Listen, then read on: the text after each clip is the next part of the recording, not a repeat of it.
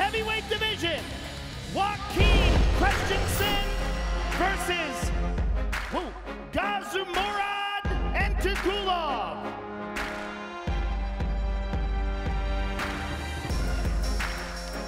Gazimurad Antigulov is fresh off a 67-second win in his UFC debut, where he's able to submit his opponent. Very short time. He's on a 13-fight win streak, 8 submissions, 4 KOs during that streak. This man has a vicious right hand, very good in the clinch. This is a fresh name in the light heavyweight division, looking for a new contender. Official weight 204 for Mr. Antigulov.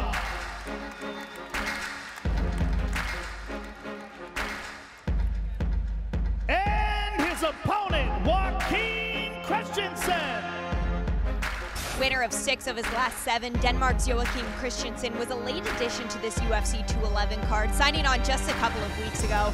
And with 10 of his 14 victories coming by way of stoppage, he's always looking to keep his fate out of the hands of the judges. Official weight 204.5.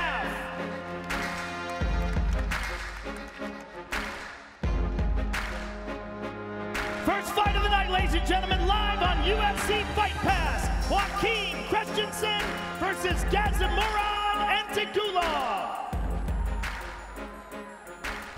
The next fight takes place in the featherweight division. Gabriel Benitez versus Enrique Barzola. Enrique Barzola won 4 of his last 5 fights, and guess what? He spent some time in sunny South Florida at the best team in the world, American Top Team, to prepare for this fight. After that, he went back to his native land of Peru to tighten up his overall strategy for his fight. He looks to put on a great performance tomorrow night.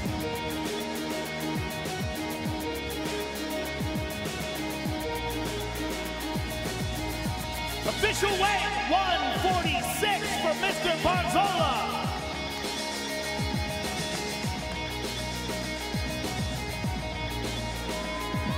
And his opponent, Gabriel Benitez. Gabriel Benitez's nickname, Mowgli, comes from the Jungle Book character because he used to have long hair and the moniker just stuck with him.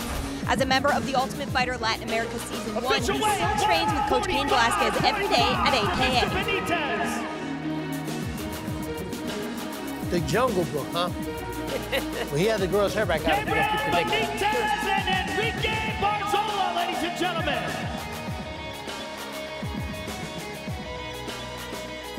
The next fight takes place in the strawweight division. Jessica Aguilar versus Courtney Casey. Guys, the first 2 times we saw Courtney Casey, she was in a fight of the night. First time with Joanne Calderwood, second time with Suhi Han. The last time we saw her, she was going 3 hard rounds with Claudia Gadelha. You know, this is a woman who says she has the heart of a Mexican boxer. And she's saying that Aguilar, also with Mexican heritage, she's hoping that they get to show up, throw down, and scrap in the middle of the octagon, just let their hands go, really just get the bang out there like true Mexican warriors. And her opponent, Jessica Aguilar. Well, she's going to need the heart of a Mexican warrior because she's taking on Jessica Aguilar, a long-time member of American Top Team. We call her Jag. She's built her name off hard work. She was amongst several male fighters. She had to find a way to win rounds, find a way just to have good moments in the day. She never gave up. I trained alongside her for many, many years. Great personality. She smiles outside the octagon, but when she gets in there, it's game time. So this will be a tough fight. I think both fighters are looking to get in there and have that grind, and I'm excited to watch it. Pivotal match for both Official weight 115 for Miss Jessica Aguilar. coming off an injury too, though, right? Yeah, So we're going to coming off a knee injury. I talked to Laborio, and he said that, you know, she's focused, she's hungry, and 2 years off is a long time, so you got to come back with some spunk.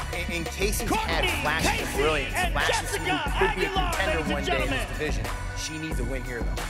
And the interesting thing about Casey, you know, having a soccer career before switching to Next we MMA. move to the prelims live on FX. Well, welcome back to the desk in LA. You can catch the next 4 bouts on FX, starting with the lightweights, James Vick and Polo Reyes. First up, Brian, we do have Polo Reyes. He's coming in riding a 3-fight win streak. 3-fight win streak. He's gotten 2 performance bonuses already, too. Every time this guy fights, the fights are extremely exciting. He's got a great mix of training at Entram Gym in Tijuana. where he had excellent natural boxing and footwork, but now he mixes it up a little bit, going to alliance with Dominick Cruz, and he's added a lot more to his game. He's worked a lot on his wrestling.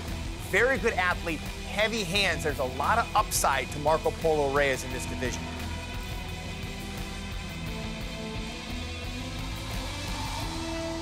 Official weight 154 for El Toro.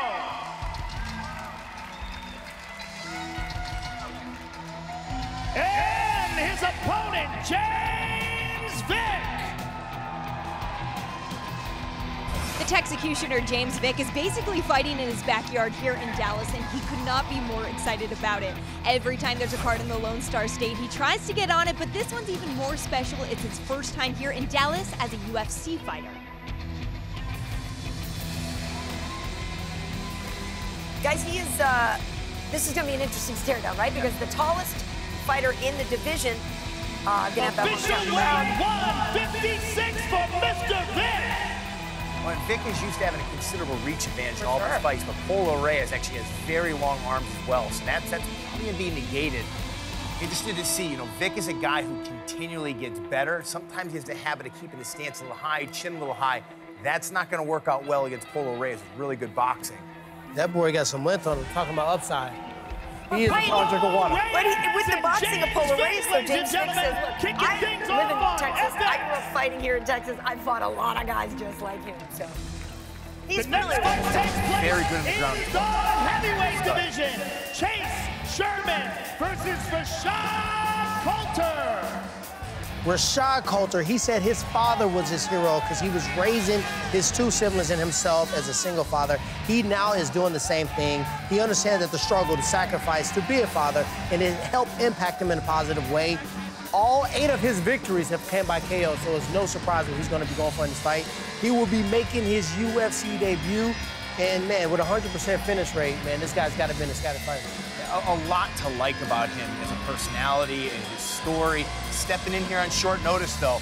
One good thing is, though, he's coming in on 2 weeks' notice. Chase Sherman only had about a month as well. 241 from Mr. COULTER.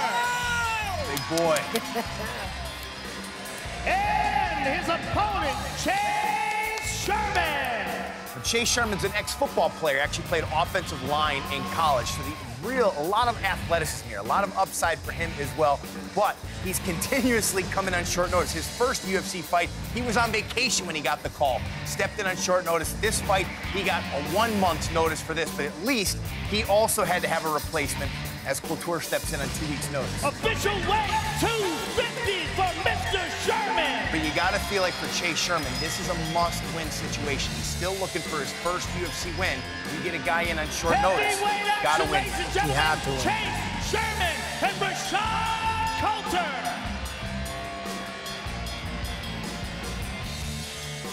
Next, we move to the featherweight division. Chad Skelly versus Jason Knight. We get athletes that transition into fighting, right? Like myself, like Tyron Woodley. Then you get people that are born fighters. That's this young man right here. Jason Knight is a born fighter. Had his first professional fight at 14 years old. Promoter told him, look, if you can get your mom to sign off on it, I'll let you compete. He found an Eddie Bravo book and started training jiu-jitsu in his backyard with his older brother. And this kid loves to get after it. Trash talk, you name it. This is my pick right here for Fight of the Night. These are two extremely tough guys. For the kid. I like this kid already. Very nice. You sold everybody, Brian. And his opponent, Chad Skelly.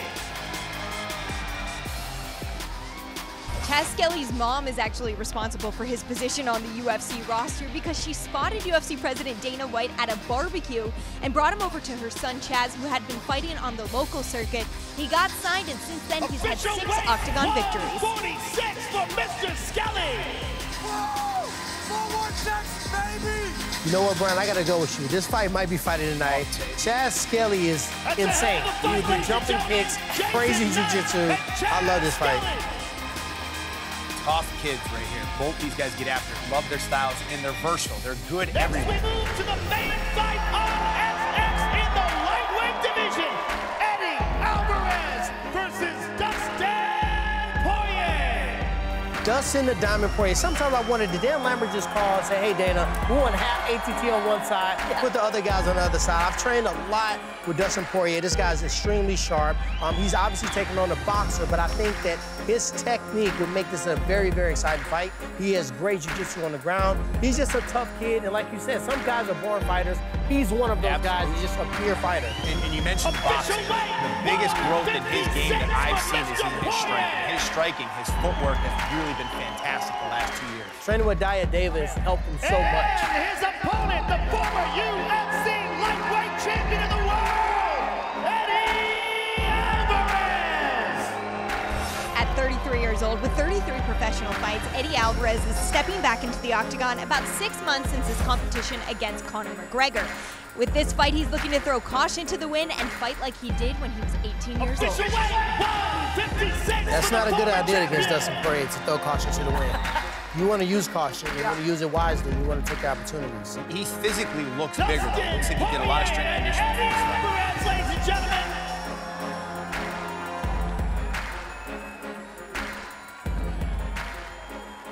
Welcome back to the desk in Los Angeles. We're ready to weigh in the fighters on the 5-fight main cards, which of course you can see on pay-per-view Saturday night. First up, number 9 middleweight in the world, Krzysztof Jotko looks to extend his winning streak to 6 against the streaking David Branch, who, Brian, is making his return to the octagon. I know David Branch well. I actually brought him in to help me train when I was a middleweight as well. He's a very talented individual. When he left the UFC, went on an excellent run.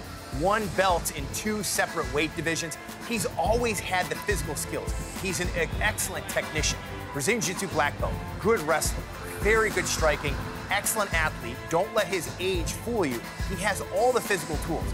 The real key for him is going to be the mental side of the game. That's always been the one thing to hold him back. He really believes now, though, at this age, with this level of experience, he's seen it all, and there's nothing holding him back. He's going to let it all hang out against Jotko, and he needs to. This is a very tough fight to return to UFC tonight. David Branch, official weight 185.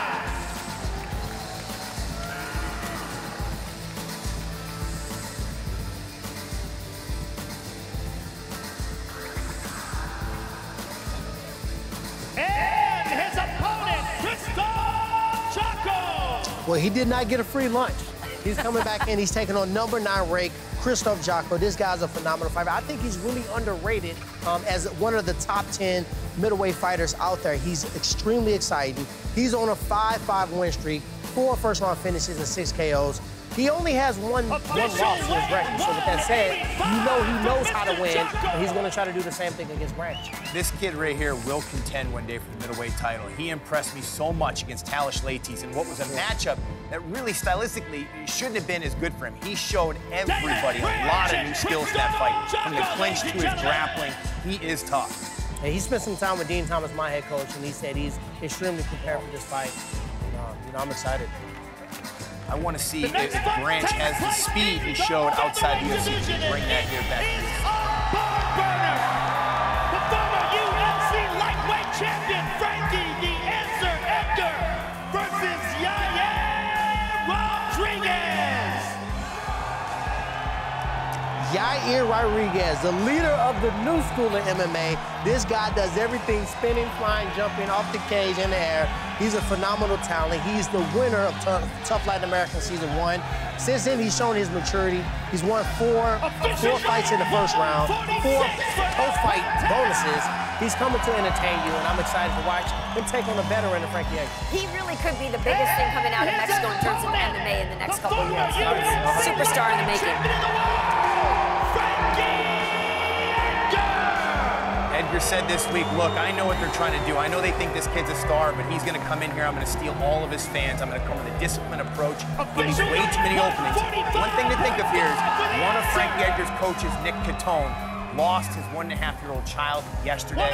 So Team Frankie Edgar has a very heavy heart right now. And you can bet Frankie Edgar's going to be dedicating this fight to Nick Catone and his family. And it keeps getting better. We next move to the welterweight division. Damian Maia versus Jorge Masvidal. Damian Maia did the majority of his camp at his native Sao Paulo, but spent a couple of weeks around New York City getting different looks in preparation for Masvidal. Although there is title talk on the line for this. Jorge Masvidal, game bred. Super fast hands, super flashy guy, super slick, as you see with the Cuban link. An amazing fight. He is on the easy money tour, he says, but this is the last stop. Now, I'll tell you what, he's taken on Damian Maia, a man I've had time to really talk to. I actually got to watch one of the fights with him the day after I called him, had him talk me through the technique. You would never believe the amount of subtleties. He looks just something as simple as half guard, passing the guard this way. Everything is very detailed. He spent a lot of time in New Jersey at Edge Wrestling working specifically on his wrestling, knowing it's got to be elite if he wants to be able to take down a guy like Jorge Masvidal. Definitely, you have to take it. This is the highest of highs, the top components in every game plan, and that's why he takes it that seriously. Big sacrifice. He booked in Sao Paulo, most of your camp in New Jersey. Now, let us take a closer look at the two women involved in the co-main event of the evening. But definitely, I want to keep on winning. This is my goal, this is my motivation, to stay undefeated champion. E as duas vão se matar ali dentro e uma das duas vai cair. E quem cair vai ser ela, não vai ser eu, não. This is going to be a tough fight. I don't have a prediction for this fight. Joanna Jędrzejczyk defends her UFC strawweight championship against the very dangerous Jessica Andrade. Jessica Andrade is a black belt in Brazilian Jiu-Jitsu. She's incredibly physically powerful. Since dropping down to strawweight, has looked like a wrecking machine. She has a bulldog style that perfectly complements the technical striking and precision accuracy of the champion, Joanna Jędrzejczyk. Joanna Jędrzejczyk has delivered the Polish power. It has all of the ingredients that you would look for in a spectacular championship bout. Wow, Andrade pouring it on. A Claudinha conseguiu dar um knockdown nela com jab. Pô, se a Claudinha com jab dá um knockdown, imagina um direto meu, vai quebrar o queixo dela todinho. Jessica can say whatever she wants to say. Step into the octagon and face me.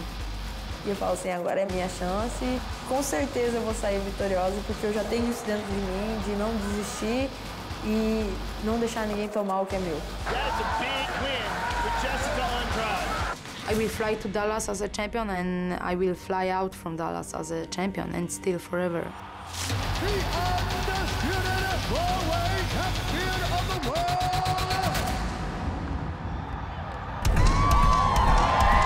Here we go, ladies and gentlemen, introducing the challenger, Jessica Andrade. The farm girl sporting a new haircut like she had never done martial arts before. A promoter found her, tried to lure her into a fight against a former world champion just to get that champion an easy fight. They picked Jessica Andrade, guess what? Andrade threw her around and then knocked her out in her debut. They picked the wrong lady. This woman comes from a tough background, and man, has it shown the UFC. Brutal fighting style. did she already have the pile driver nickname when they picked her, or did they discovered that a little too late? Joanna Jędrzejczyk. Joanna, OG. Give her due. OG, Joanna Jędrzejczyk. I just call her OG Joanna champion. She's become one of the favorite fighters of all the male fighters on the UFC and just really all the fans in general. She's exciting, she's exhilarating. I'm looking forward to see what this stare down is gonna look like. And since she's moved to American Top Team, she's really started to refine her skills, putting her strikes together, her kicks together, and really showing much improved takedown defense. I don't think she gets enough credit in terms of pound-for-pound rankings, just the overall package. In terms of technique and her mental toughness, I think she is one of the mentally toughest champions we have in the entire roster. She performs at the elite level each and every fight. Doesn't matter if it's 5 rounds, 3 rounds. We've seen her in trouble. She comes back. We've seen her make changes tactically and strategically. She's good there as well.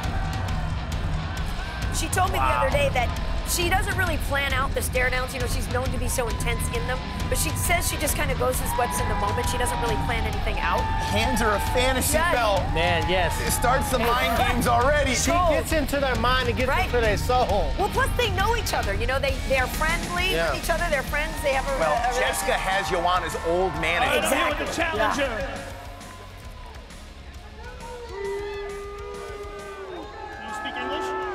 Little tiny bit. All right, I'm here with the challenger, Jessica Andrade. This is obviously a very important fight for you, a fight for the World Championship. Give us your thoughts on your opponent and what tomorrow means to you. Bom, a Joanna é uma grande adversária. Eu estou muito bem preparada para essa luta. E ela é a campeã, mas por enquanto eu vou dar meu máximo lá dentro e a gente vai resolver isso lá. All right, thank you very much. Good luck to you. Jessica Andrade, ladies and gentlemen. I'm here with the champion. Joanna, you have been absolutely dominant in this division, but this may be your most important challenge yet. Give us your thought on Jessica as a fighter and what tomorrow night means to you. Definitely. Oh, hi guys. It's good to be back to Dallas. I'm taking over this show tomorrow with my teammates from ATT. So I'm happy to be here. Definitely, Jessica is my next challenge, big challenge. But I won my belt, the UFC strawweight belt, 2 years ago at the same arena. And 2 years after, I'm going to defend this for the 5th time. And still forever and ever, baby! The champion, ladies and gentlemen.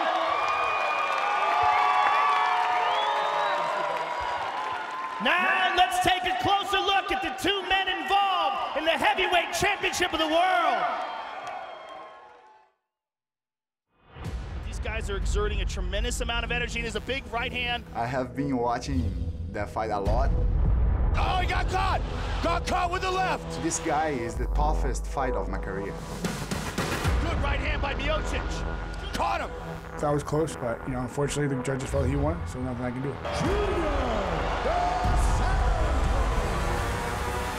A lot has changed since the last time we fought. When Stipe Miocic defends his title against Junior Dos Santos, he will be defending his title against the last man to beat him in the octagon. You know, they gave me JDS and I jumped all over it. You know, definitely wanted to avenge that loss. Stipe Miocic, since that Junior Dos Santos fight, has been on a tear. Stipe Miocic has incredible amount of momentum on his side. I've gotten way better. I'm a different fighter since last time we fought. You know it's going to happen. I'm going to be champion. I'm going to walk out still champion. But make no mistake about it, this will be a very tough fight for him. He's saying that he's improved, but the thing is, he was fighting other people. Now, he's fighting Junior Dos Santos.